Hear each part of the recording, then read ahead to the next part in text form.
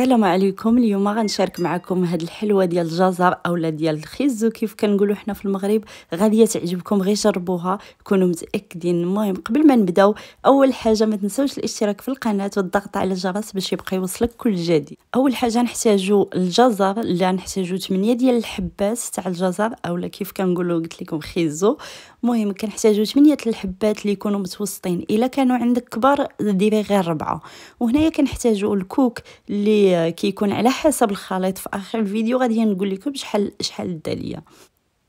المهم الكوك خصو يكون من النوع الممتاز، داك الرقيق هو اللي كيجي مزيان. وكنحتاجو كاس ديال العنبه ديال السكر ما يعادل 140 غرام، وياغورت طبيعي اللي كيكون ديال 125 غرام. وهنايا عندي معلقه كبيره ديال ماء الزهر، وكتبقى اختياريه، ما كانش كيعجبك ما ديريش. وكان مهم كندوز ليطاب الاولى، هو غادي نحكو هاد الجزر ديالنا.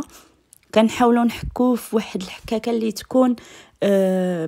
تكون زعما رقيقه بزاف. هذه عندي ماشي من دوك الرقاق بزاف، حتى هي زعما كتخرجوا مزيان، غير هي كتاخذ شويه الوقت اكثر باش يطيب. ملي كانت رقيقه كاع من الاحسن. هذه اول حاجه خاص زعما الا كانت عندك غتفيدك، زعما ما تاخذش لك الوقت بزاف. المهم كنحك هاد الحبات ديال الجزر ديالي كاملين، غنستمر تنكملهم ونطلقهم من بعد. هنايا من بعد ما ساليت الجزر كامل كيف كتشوفوا جاني على هذا الشكل. شفتوا كيف قلت لكم انايا عندي هذه ماشي رقيقه بزاف، دونك خرجات ليا بهذا الشكل كيف كيبان لكم. بالحق معليش حتى هكا راه غادي يجي مزيان. المهم اول حاجه غادي نديروها دابا، غادي ناخذوا واحد المقله اولا كاسرونه. المهم وكندير فيها هذاك الجزر ديالي كامل، ومن بعد كنضيف عليه داك السكر اللي عندنا كامل.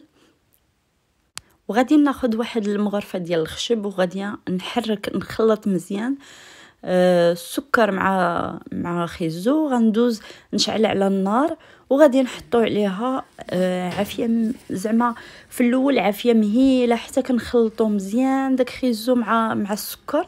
ومن بعد عاد كنجهدو عليها، ولكن كنبقاو حداها وحنايا هو كيطيب وحنا كنخلطو بديك المغرفه مره غير باش ما يلصقش لنا من التحت.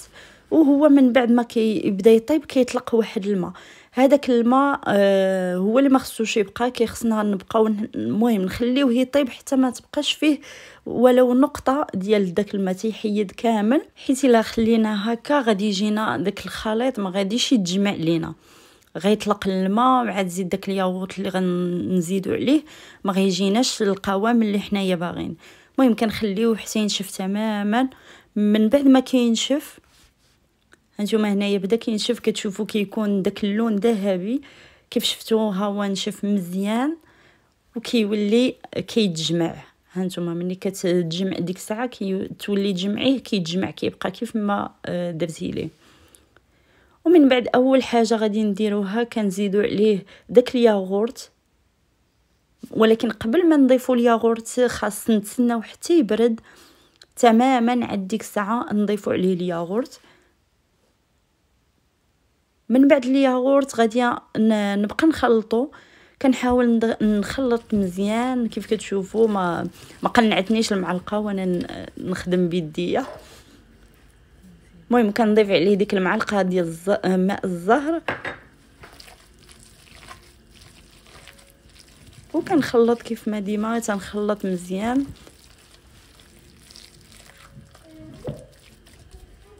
دابا غادي نبدا نضيف عليه داك الكوك تدريجيا، ما غنديروش كامل، يعني شويه بشويه كنزيد. يعني انا كنزيد وكنخلط هكا حتى يولي عندي داك القوام اللي انا باغا، زعما باش انه يكون زعما متماسك داك الخليط ديالنا.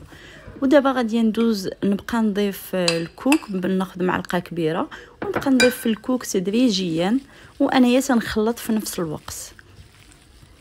كنحاول نخلطو مزيان. كيبان لي واش غادي نزيد الكوك ولا لا. المهم غنستمر بنفس الطريقه البنات، كنبقى نزيد في الكوك وكنخلط حتى يبان لي واش خاصني مازال ولا لا. من بعد ما كيولي الخليط ديالي متماسك على هذا الشكل كيف كيبان لكم، غندوز دابا غنشكلو على شكل كويرات. باش نشكلو على شكل كويرات كناخذ هاد المعلقه ديال لي كلاص. علاش؟ باش كنشد بها العباره. الا ما كانش عندكم هاد المعلقه البنات تقدروا تستعملوا اي فحل مغرفه ديك الصغيره ديال الحريره اللي كيشربوا بها الوليدات الصغار، ولا اي معلقه عندكم تقدروا تشدوا بها القياس. علاش؟ باش كيجيونا كلهم قياس واحد، وتا كتجي ديك الحلوه كتجي متيوله، كتجي غير في الشوفه كتجي زوينه، ماشي فحال شي كبير شي صغير. المهم كنكورها ومن بعد كنفندها في داك الكوك كيف كتشوفوا، ومن بعد كنحطها في طبيصه اللي حطيته قريب ليا وكندوز نصيب وحده اخرى.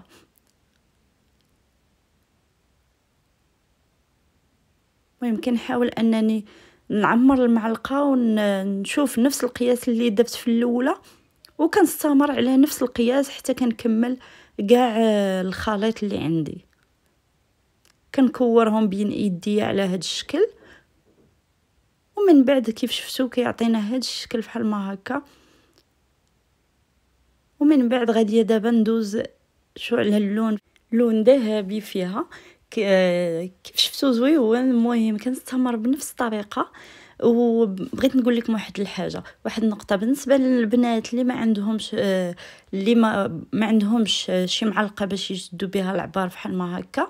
تقدري كاين حل اخر، تقدري تاخدي الا عندك الميزان تعبريهم.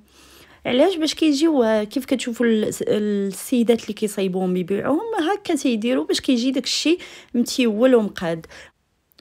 من بعد ما ساليت الحلوه ديالي دابا كندوز كنديرها في كويرطات صغيورين دوك ديال الحلوه. وهذا كيبقى اختياري، لا ما عندكش راه تقدري تستغني عليهم، تقدميهم غير عادي كيما هما في طبيصلات كيجيو غزالين ولا في دي بلاطو. كيف شفتوا كتجي على هذا الشكل. حاولت نقرب لكم باش يبان لكم لي ديتاي كيف ما همايا.